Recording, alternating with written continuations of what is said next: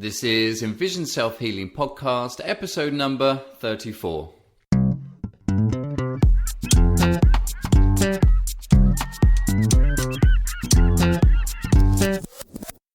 Hi, I'm Will Fuller. And I'm Richard Miller. And we are the co-creators of EnvisionSelfHealing.com and are dedicated in helping you improve your eyesight and quality of life by taking healing into your own hands. The topic of the week this week is a holistic approach to natural vision improvement, part 6, nutrition. And in the second half of the podcast, we're going to be answering a question from a young mother who has a child entering first grade, and that first grader has been prescribed glasses. So Richard, how's the world of self-healing been treating you this week? Well, it's been a sort of synchronistic, I suppose, week in the sense that, as people have heard, if they're following the podcast, I was down in a Gerson training, eating a vegetarian diet and being told the evils of animal-based proteins and dairy and all of this stuff. Okay. When I got a call from my mother, who was headed to the hospital with a blood clot. Oh, dear. Yeah. And so that started a couple weeks ago, I guess. Mm-hmm. And she got out of the hospital. My sister took care of her the first weekend. And then this last weekend, I went to sort of do my part and get her through this crisis. And it was very interesting because, well, we were dealing with all the things that the Gerson folks were telling me that was hitting society because of the diet we were eating. Okay. So she has the blood clot, which is sort of the cardiovascular disease aspect of our diet. Mm-hmm. She has arthritis, which is this inflammatory disease, again, that Gerson believes is part of the dietary thing we're doing to ourselves. Mm-hmm. She has the beginnings of diabetes, again, another dietary thing. And she had a kidney infection, so an immune problem as well. Wow. All at once. And so when I arrived, she was waiting for the prescription to arrive for the antibiotics for the kidney infection, which was really hurting her. Mm-hmm. The second day, we were dealing with pain from arthritis because she was off her medications for arthritis because they conflicted with her blood thinners for the blood clot. Wow. So it just went on like that. Yeah.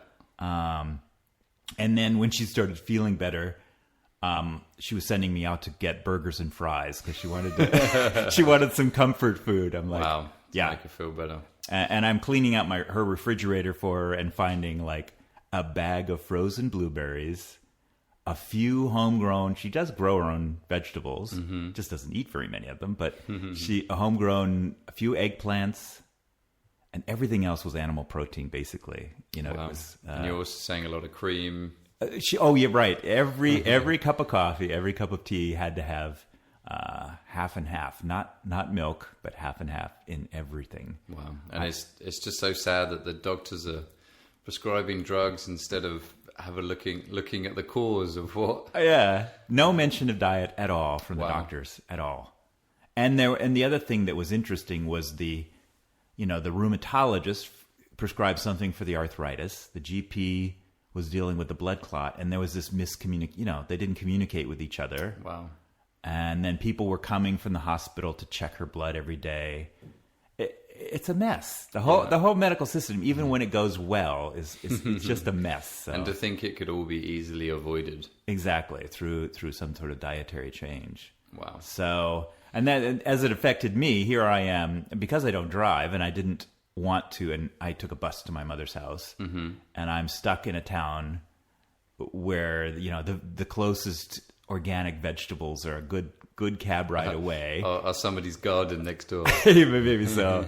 And so I'm stuck eating whatever she's got in her refrigerator. So I was texting people that I'm on the sausages and cream diet.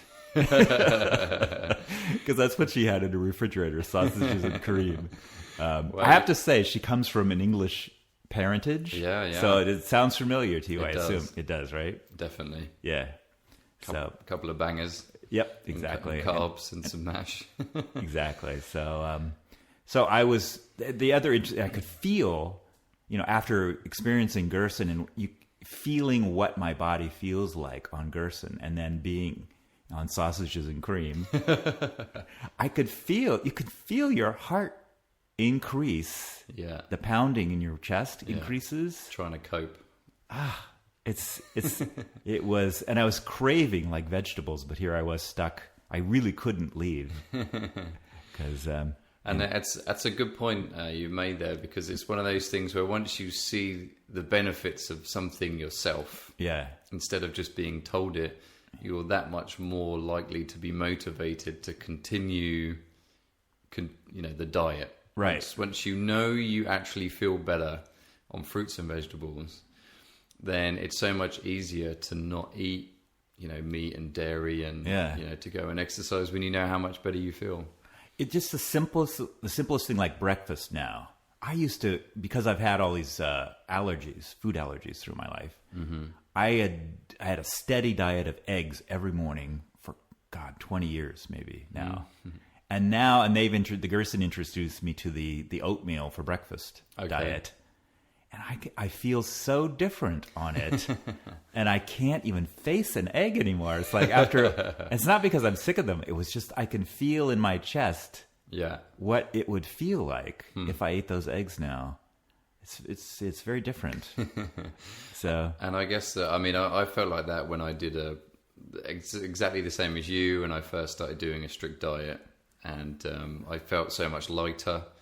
Lighter, And my energy levels were a lot higher, and I wasn't as fatigued in the evenings. Mm-hmm. Normally after a meal in the evenings, that was it. I wasn't going to get any more work done, or I just needed to lie down on the couch. But have a lighter vegetable meal, then I can go in for a couple more hours. But I think it's another way I can relate to this is eye strain and being on the computer. Right. And, I'd gone for years just working away on the computer, not a problem. And then when I came to San Francisco and started really spending a lot of time improving my eyesight and relaxing my eyes, which is the first thing I had to do. And when I got that relaxation, and then I went to use the computer, my eyes were just screaming with strain. And the reason why I did the exercises wasn't because I had to. Right, it wasn't a should on your mind. Yeah, it wasn't, these guys are saying that I should, so I will do. I don't want to just pay for another prescription or, It was because I needed to. I had to do the exercises because of that strain. It becomes a kinesthetic thing rather than just a thought thing, I think. Yeah. And it's so much easier. Yeah. And I suppose it's also similar to the method of educating people to quit smoking instead of, imposing something upon them. I guess it's the idea that you educate someone to the point where they have a realization of, actually, I shouldn't be doing this. Yeah. And it's not so much of a battle anymore. Well, and the positive side of all this, I think I forgot to talk about this last time, was the Gerson, and it's so in stark contrast to what I experienced with my mother. They were saying basically that people should not have these kinds of diseases until at least their 9th decade, if not over 100. That's what the potential, he was calling it the sort of the 21st century paradigm, is you should be completely free of these degenerative diseases at least till you're 95 or something like that. It makes sense. Yeah. Whereas it's the opposite of what the doctors are saying. Yeah.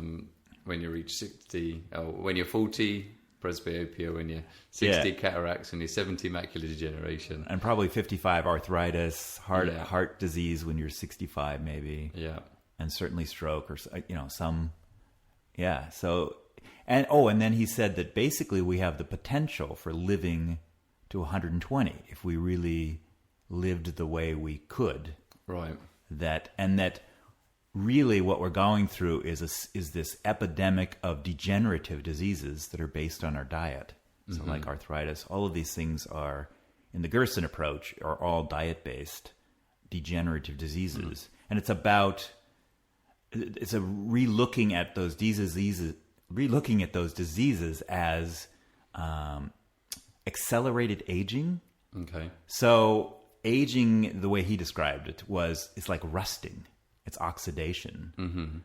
And that's degeneration. And all of these diseases are basically accelerations of that. Okay. It's if you think of it as accelerated rusting, so arthritis, all of these things. Yeah. And you can postpone all of that till your 9th or 10th decade if you don't feed your body things that are going to rust you, essentially. Oh, okay. Almost speed up the degenerative process. Oxidative. Yeah. And I guess it's similar to the the free radicals and exactly, yeah, and getting rid of those, and I guess that's why it's so important to keep the body clean and detoxified and allow it to clean itself out, right, instead of pummeling it. I also think that function also plays a part in all of this. Yes. And that if you're not using something, then you lose it. Right. So, our function, we become our function. So, we degenerate that way as a combination as well with our modern day lifestyle of not needing, to move. Yeah. anymore. Well, or in a lot of stuff like that. Yeah, and in my family, I was sort of brought up with the psychology. It was sort of like an intellectual family. You should be sort of smart, but not really use your body that much. Yeah. It's just that certain people that's just sort of the way they're raised, and that was the way I was raised too. I had to sort of rebel in some ways against that. So An exercise. Oh, go to the gym. Oh, no. Yeah. No, I experienced that a lot when I taught in the Middle East. Yeah. It was, my child will be a doctor. Right. Or a lawyer. Right. And they didn't want their children doing exercise. Oh. Didn't see any point in it. And not just the Middle East. I'm sure a lot of private schools and a lot of well-to-do people might feel that way. But it's just the ultimate irony that you're more intelligent, and the more you exercise, the more you get more blood to the brain, the more you sort of break things up, the more you can study. It's just kind of funny that way. Yeah. So that was my eye-opening week, which was not the most pleasant weekend I've ever spent dealing with all those diseases. It's a reinforcement of your week. Definitely reinforcement, yeah. Yeah. And how was your week?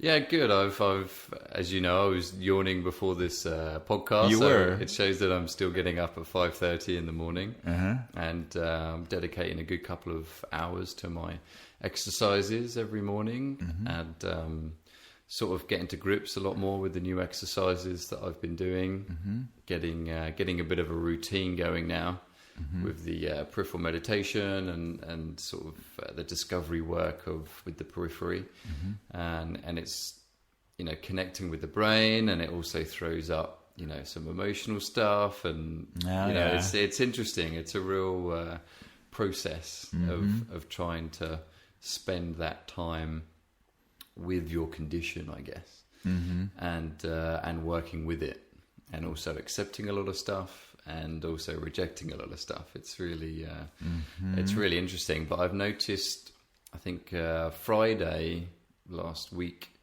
was probably my best vision day with the periphery. I noticed that I started seeing colour in the periphery, which you're not supposed to, right? Well, we don't know.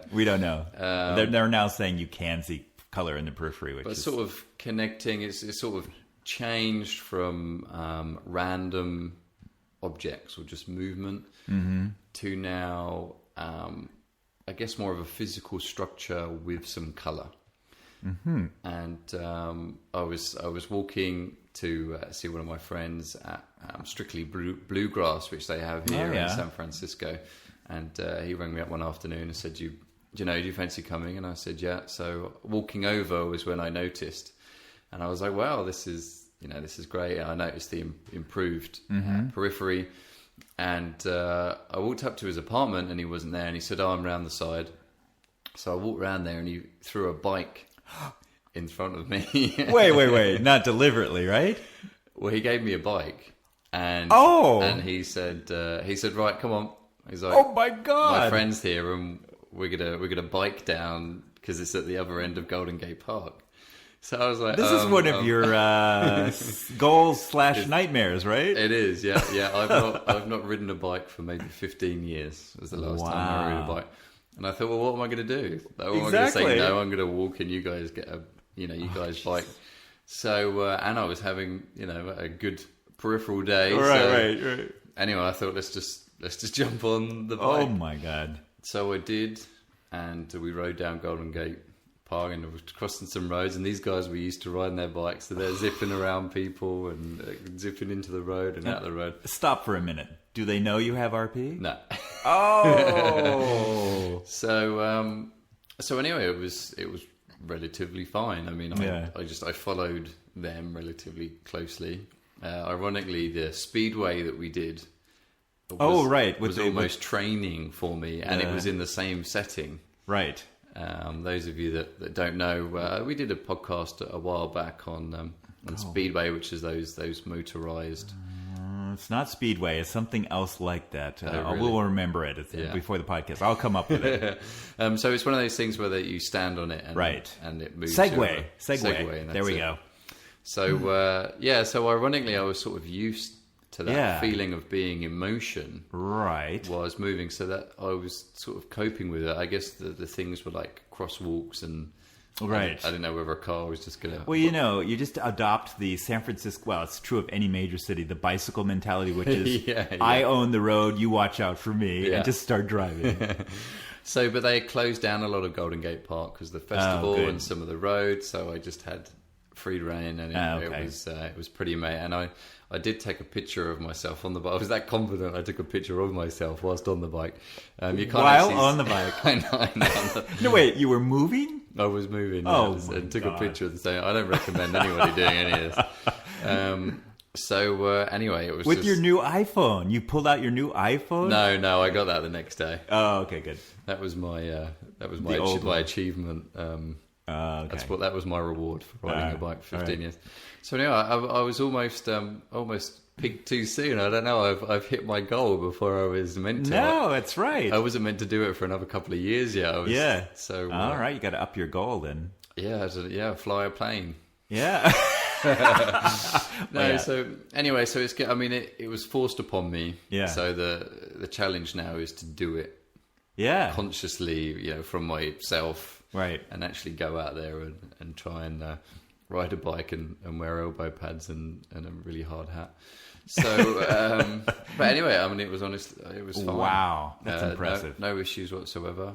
Wow. The periphery was doing pretty good. Like I was being able to see the contrast going past me, and I did, and I was able to gauge going past people. Sometimes it was really close, like a car on one side and a person on the other side, and it must have been inches between us. Like, how do people do this? I don't know. I really don't.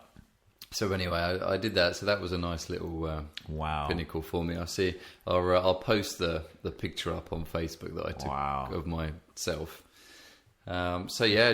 Just continuing with what I've been doing with this peripheral stuff and juicing regularly and just engaging with the periphery. It's funny. I kind of feel like it's a bit of a battle now. My brain doesn't want to connect with the periphery because it doesn't see the point. It doesn't see clearly. It's just like it's not clear enough for me. If I do see with it, it's really fuzzy, not peripheral fuzzy, but retinitis pigmentosa fuzzy. And it's just, why would you? The brain's like, why do you want to connect with this? This is crazy. You you see poorly with it. Why do you want to start using this vision? Yeah. So I'm winning. I'm getting there. I don't know whether I want to, but I'm getting there. Yeah. So it's good. It's I'm really interested to see what the next few weeks bring. Yeah. For me. So you're gonna ride bikes again, or are you just gonna? I am in the next couple of weeks. All right. Probably rent one. Yeah, I think it's good. I think the trick is where can I ride the bike? And right. It's that whole thing about the person isn't disabled, the environment is disabled. It's that whole thing. So my biggest fear all along is because people with perfect vision get hit by cars, right, on bikes. I hate to tell you, but people die on bicycles. Exactly, yeah.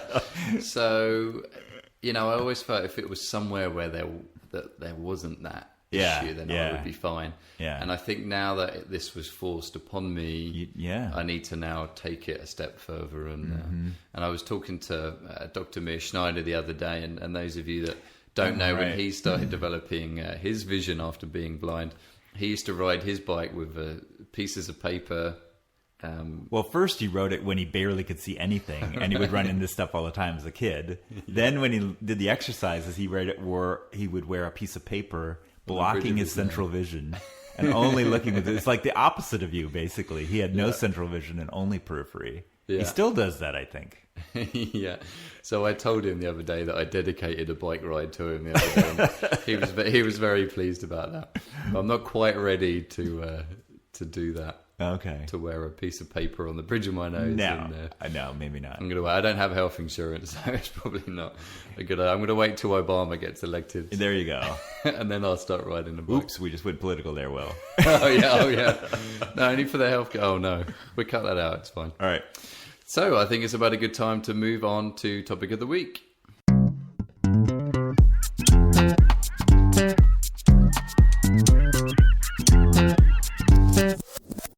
And the topic of the week this week is a holistic approach to natural vision improvement, part 6, nutrition. So those of you that were able to catch up on our nutrition series, we did about 4 or 5 in-depth podcasts on that. If you've not, then you should certainly head back and check those out, because we really give some good information on which vitamins and minerals are really good for your vision, and also ways of getting the nutrients into your system and why it's so important. So, I mean, first and foremost, the reason why nutrition is, part of the whole holistic, approach to vision, the reason why you wouldn't just focus on the exercises, you also need to be aware of nutrition, is first and foremost, it's the building block of our bodies. And just, a good example is just like what you were saying about your mum, that she's eating foods that aren't really that nutritious, and just a lot of meat and dairy, and the body is being made of it, and it's having an adverse effect, right. Whereas if you're somebody that eats a lot of fruits and vegetables, and I mean, it's amazing when you think about the amount of different vitamins and minerals that the body is made up from. Right, and this, and it goes even further. So now we've got maybe you eating more vegetables, but then we go back to the organic thing too.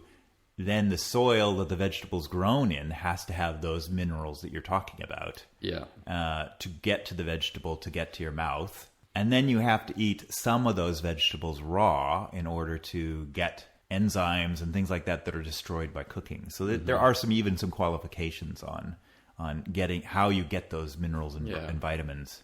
And the jury is still out a little bit on the cooking. It is, front. I guess I've become a Gerson cultist now. Yeah, you need to be aware that a general population here. But I mean, certainly, and it's really not difficult. You can just juice, for example. And some people find that maybe steaming is a better step down than boiling. Right.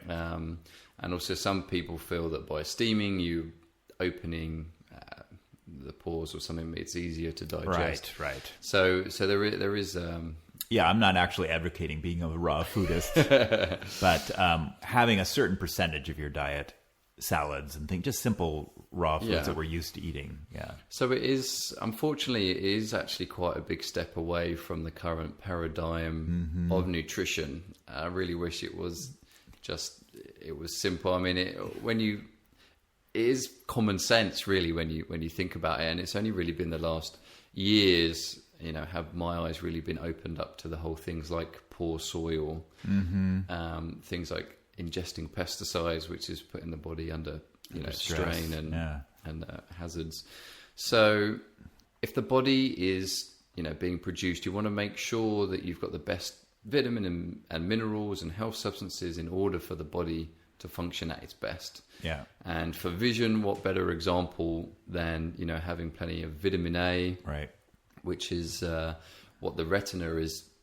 A lot of it is used there in order for the phototransduction, which is the transformation of light into electricity to the eyes. I guess it's like, I don't know, for some reason I just thought of like a car analogy of the paint of the car. You want to make sure that it's a nice waterproof and it's the best quality kind of paint that you can put on your car. Otherwise it's going to start rusting underneath, or it's going to start fading real quick.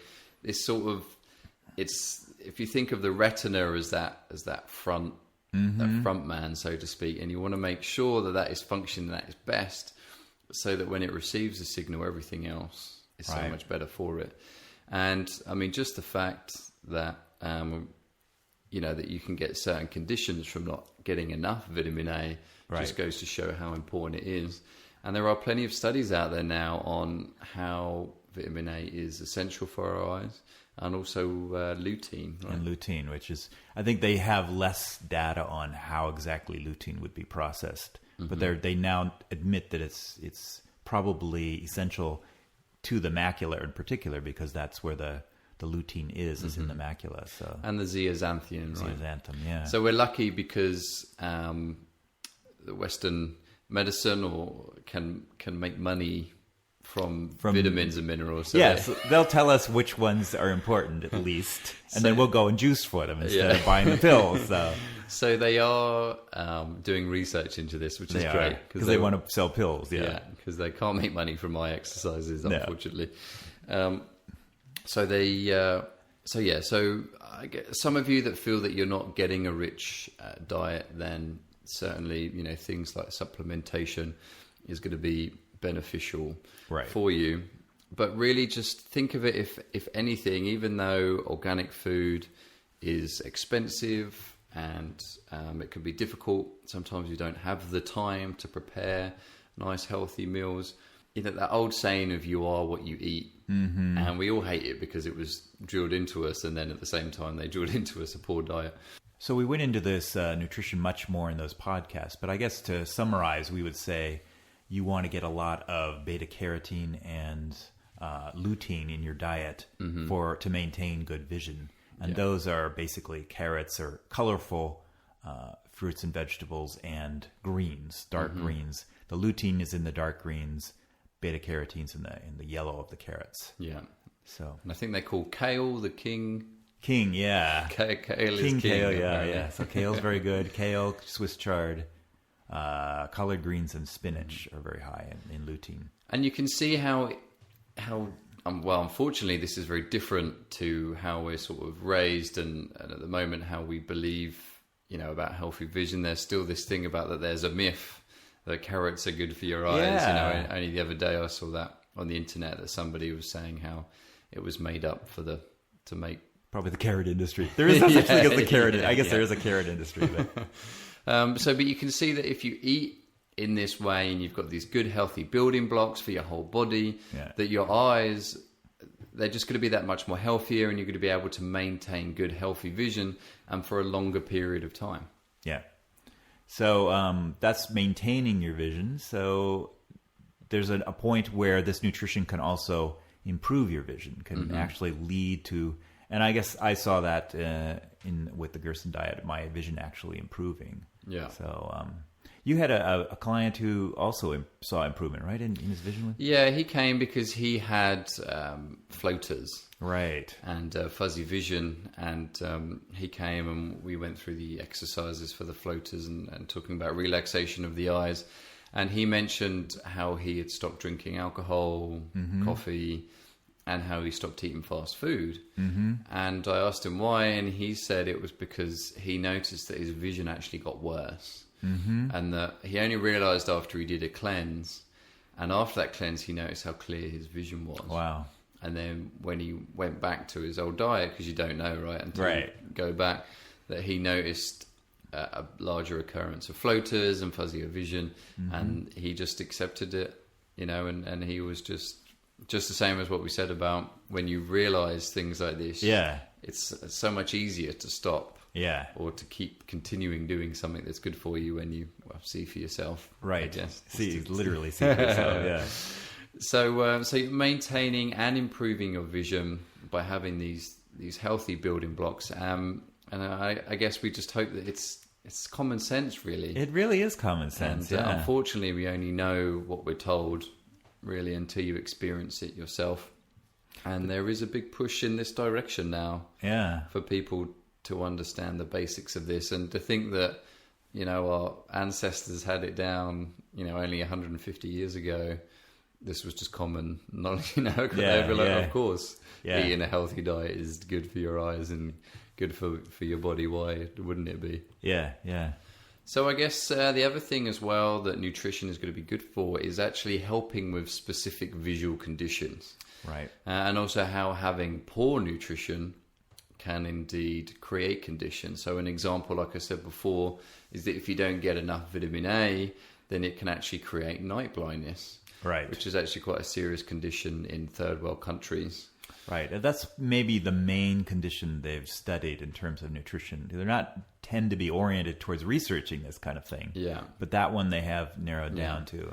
And obviously, of course, diabetic retinopathy. Right. If you're someone that's got, type 2 diabetes and you don't necessarily have a healthy diet and you know that you've got diabetes because of it, then obviously you can change your diet and you can prevent, the capillaries in the eye bleeding into the vitreous humor and creating, blindness and poor vision. Yeah, now that you mentioned my mother, who came down with mild diabetes, once she got it under control with diet, she did mention that her vision got better. So she could actually see the effect on her vision just from controlling the diabetes. So, and if you think about it, even if we're not necessarily mentioning some of your conditions, just think, where is it? Say it's your retina. We know that a healthy retina needs vitamin A, lutein, zeaxanthin. This can all be found in a physiology book. This isn't secret information. We can find this, and then that is important to try and help keep your retina healthy. Right. And then combining it with the exercises to use the nutrients and to get the brain engaged and all the rest of it, then you can start moving in the right direction and start seeing improvements. But just like Richard said, just by doing diet alone, a lot of people notice a big difference. Yeah. And also, let's just think about it with our mood. A lot of people shy away from the exercises. Maybe they feel down, maybe they don't have the energy, they're tired in the evenings. Well, if you've got yourself a good diet that's going to bring more energy back to you, then you're going to have that reserve there for the exercises, and you'll just feel a lot better to push you forward to want to do the exercises that much more. Yeah. No, that was one of the things I was noticing recently, how my mood would change just from diet. And if you're in a kind of off mood, it's ironic that when we get in these off moods, we then want comfort foods, which are the foods that make us even more off in some ways. But, yeah. It's almost counterintuitive. It is, yeah. But again, I guess it's got to be society. Yeah. There must be some sort of a, in the movies, if you see somebody's upset, they eat a big pot of ice cream. Ice cream and popcorn or something, yeah. So anyway, but we really hope that it's becoming more and more obvious now how important good nutrition is to your vision improvement. And more importantly, if you're making this change now for your eyes, well, just think how much you're going to save yourself in the future for actual health conditions. Right. Obesity is rising, diabetes is rising, all these health related conditions are going up. Unfortunately, the doctors aren't necessarily doing anything about it. We're not trying to educate people about this stuff.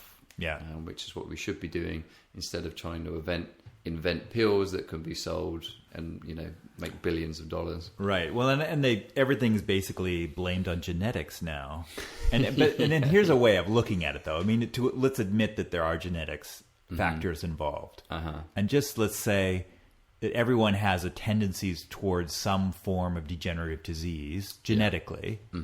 But maybe you can prevent that from happening by building up your body, making it stronger through nutrition and exercise, so that you don't have to fall down that slope. You don't have to manifest that genetic tendency. If so, let's give them some credit that they're figuring out the genetics, but let's also take the responsibility of saying, I don't have to go that way.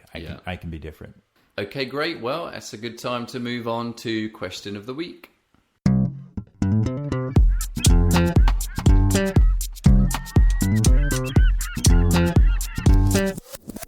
And the question of the week this week comes from a YouTube viewer who has asked us to advise about her young child entering first grade and has been prescribed very, very weak myopic glasses, a minus 0.5. So what's first grade in America? How old is that? 6. 6 years old. Yeah. Okay. Just because I think it's different in the Oh, is it? Okay. Yeah. So a 6-year-old girl prescribed, it's a minus 0.5. 5, yeah, which is So really very, not very much. small. Yeah. So, I think what her fear is the reason why she didn't want her child to wear glasses, because she's followed the information on the website, and she knows that there's a good chance that the vision is just going to continue to deteriorate when you start wearing glasses. She tried doing some of the distance looking, but the main thing that the doctor said is that her vision isn't going to develop properly if she didn't wear those glasses. Right.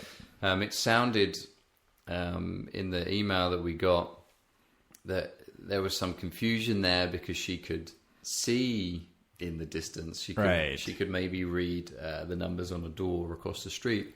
But when it came to sitting and doing the eye chart, she struggled with it. So yeah, it's tricky because there could be pressure there to go. I mean, in our system, we believe that strain and stress degrades your ability to see well. So you take it to a doctor's office, or actually in a classroom, let's say, too. If you're under stress there, your vision could drop.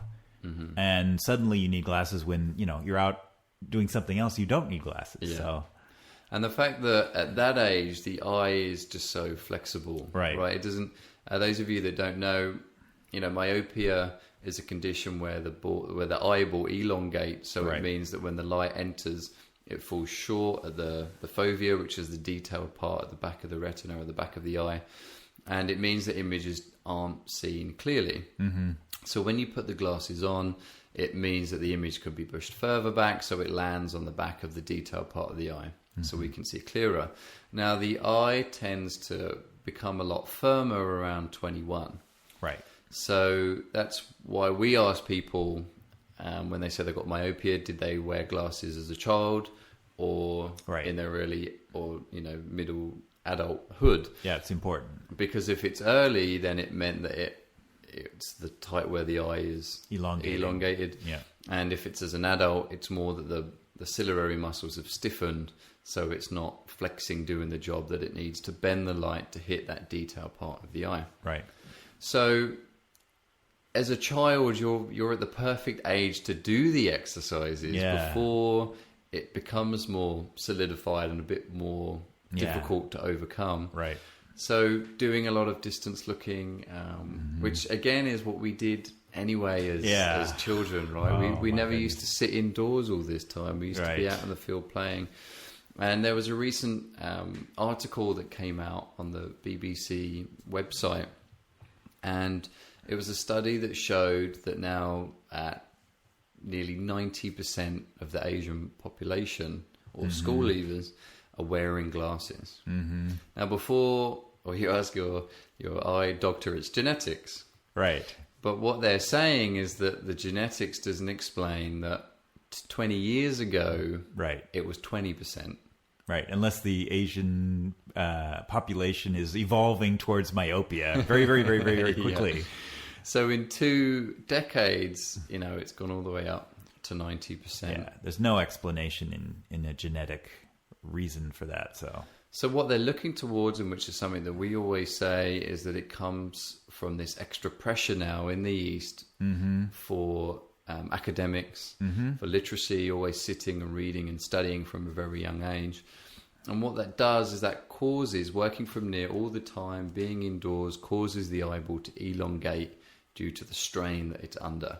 Another good example is my accountant, who grew up on a farm in the Dakotas. I think it was South Dakota. Okay. And no one in his family wore glasses ever. And they are all farmers, basically. But he would spend his afternoons going to the library and reading Hardy Boys mysteries. And lo and behold, he's the only one in the family that ended up with glasses, being nearsighted. And so there's the genetics. The genetics said he should have had no glasses.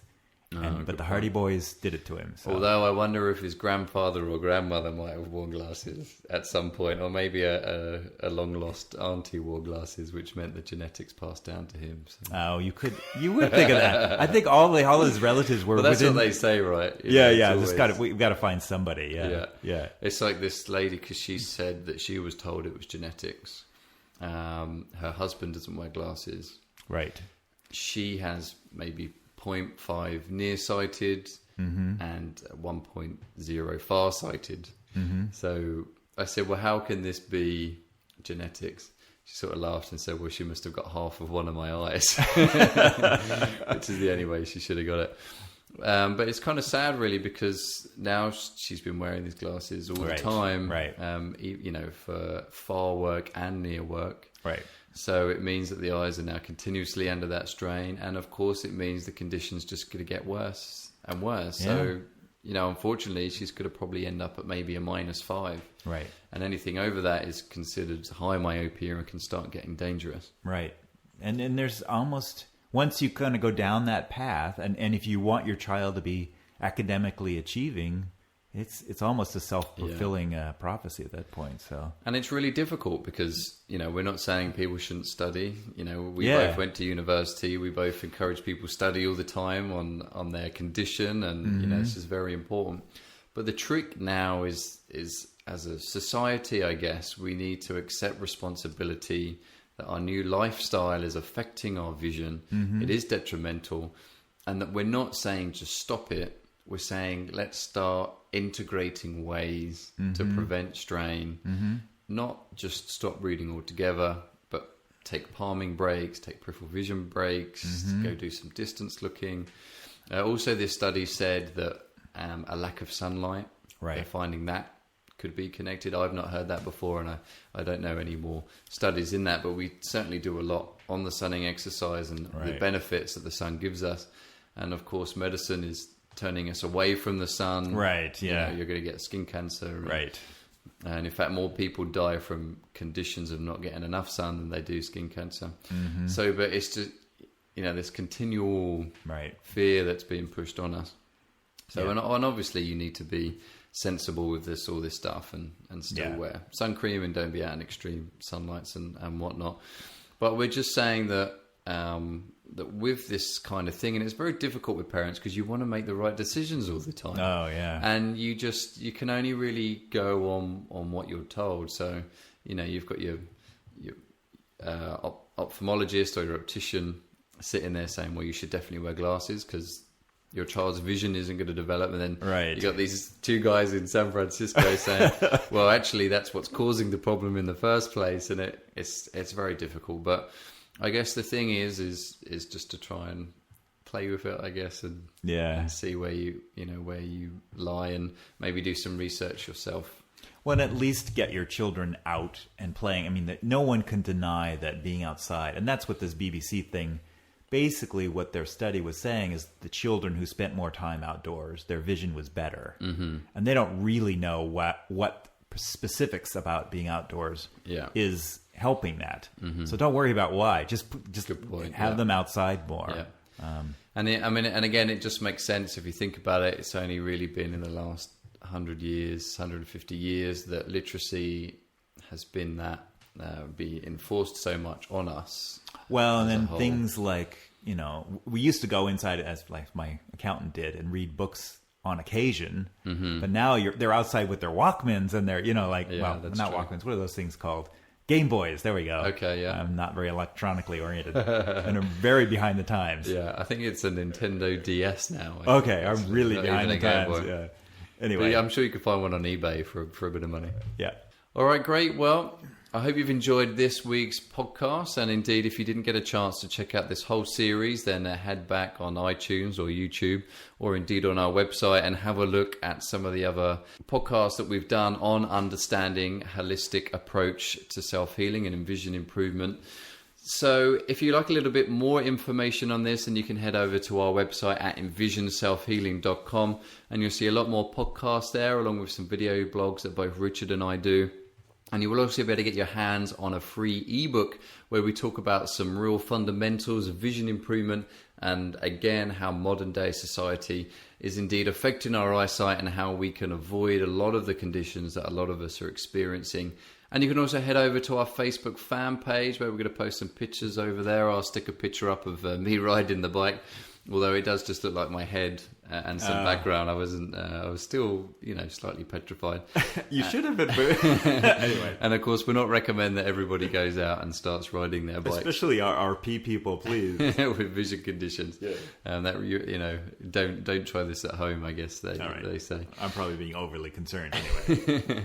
And you can also follow both Richard and I on Twitter. Just look us up there on Twitter, and also on Facebook. Just look for Envision Self-Healing and you'll find our fan page. And also Richard and I have personal pages if you want to contact us through those. If you're watching this on YouTube, you can subscribe, and it means that you will get one of these episodes every week. And also on iTunes, you can also subscribe and get one of them there.